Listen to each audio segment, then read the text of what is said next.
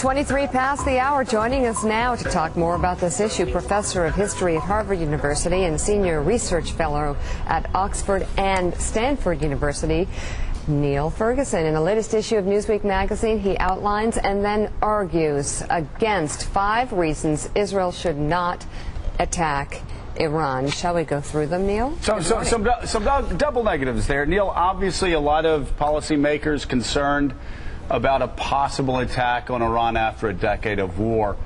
Why? What are they missing that you think makes it important for us to consider attacking Iran? Well, you hear a lot of counter-arguments why this shouldn't happen. There'll be a huge Iranian backlash. The Arab Spring will turn into a winter. The price of oil will go through the roof. The Iranian regime will be strengthened. And in any case, what does it matter if Iran gets a nuclear weapon? It'll become a more stable and responsible player with nuclear weapons. I've even heard that argument. And I think when you look closely at these 5 arguments, they fall apart. I mean, it's particularly what about the threat of Iranian retaliation? That's number 1 on your list. People say if we attack Iran, they're going to attack us back.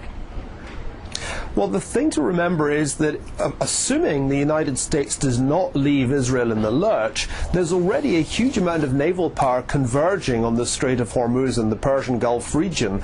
With American support, even if it's only naval support, there's not actually a whole lot that Iran can do. And indeed, the thought of Iran lashing out through its satellite, its supporters in countries like Lebanon or Iraq, is just a reminder of what exactly Iran is, which is a major sponsor of terrorism in the region. So I don't think we should be intimidated. We should not be intimidated by threats like that, because I think A, they're empty, and B, they expose Iran for what it really is. And let's talk about number 2, eruption of the entire Muslim world. Now, from a distance, I could see how people could make this argument: if we attack Iran, there's going to be an eruption of the entire Muslim world. Of course, anybody that understands this issue knows, Neil, that it is in fact other Arab countries that fear Iran getting nuclear weapons as much as Israel. Correct. And moreover, Iran has isolated itself more and more through the so-called Arab Spring. It's, for example, been on the side of the Syrian regime rather than on the side of the Syrian people. If you look at opinion surveys in Sunni countries, take, for example, Egypt, Iran is extremely unpopular.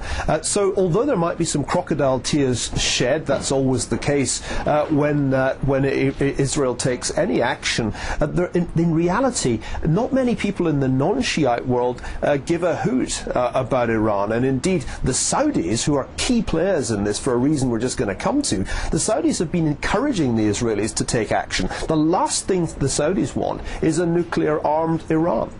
Number 3, and we should all think of this, especially as we're watching the Republican candidates talk about their positions on this, but you fear a double-dip recession and say that the world economy would be dealt a death blow.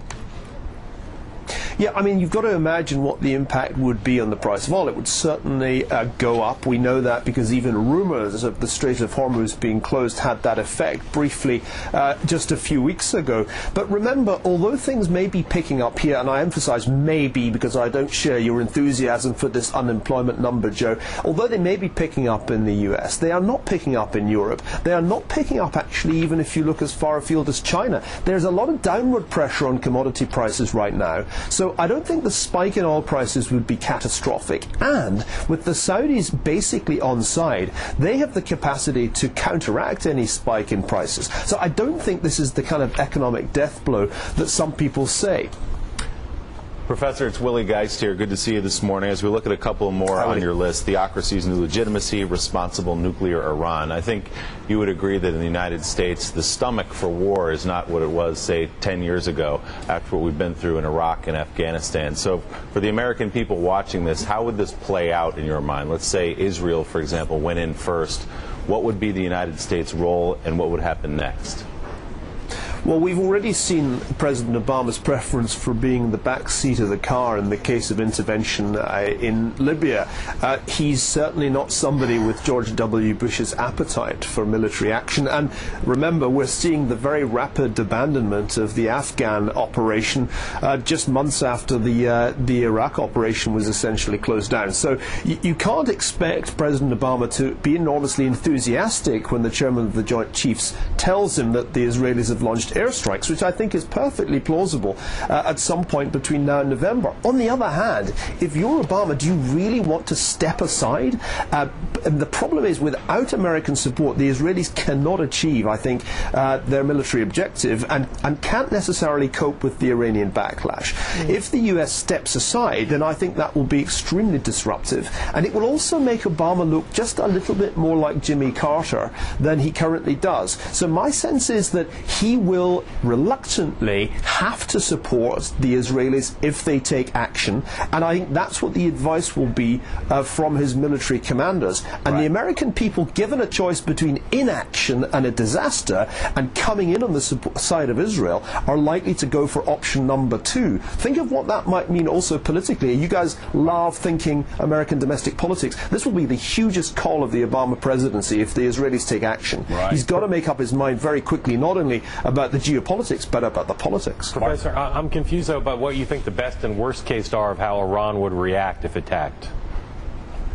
Well, in terms of the best case, they will simply not be able to withstand a combined Israel-US operation because they really don't have that much conventional military capability.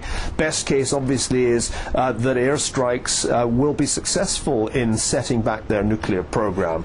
The worst case is, of course, that the United States sits on its hands, President Obama says, no, and Israel fails. And then we are faced not only with the prospect of a nuclear-armed Iran, which could be as soon as next year, we also see our principal ally in the region humiliated. So the stakes are pretty high here. It's not that I'm a huge enthusiast for military action, but I just got back from Jerusalem, and there's no doubt the Israeli government is clear. It will not tolerate a nuclear-armed Iran, and you know what that implies. Yeah.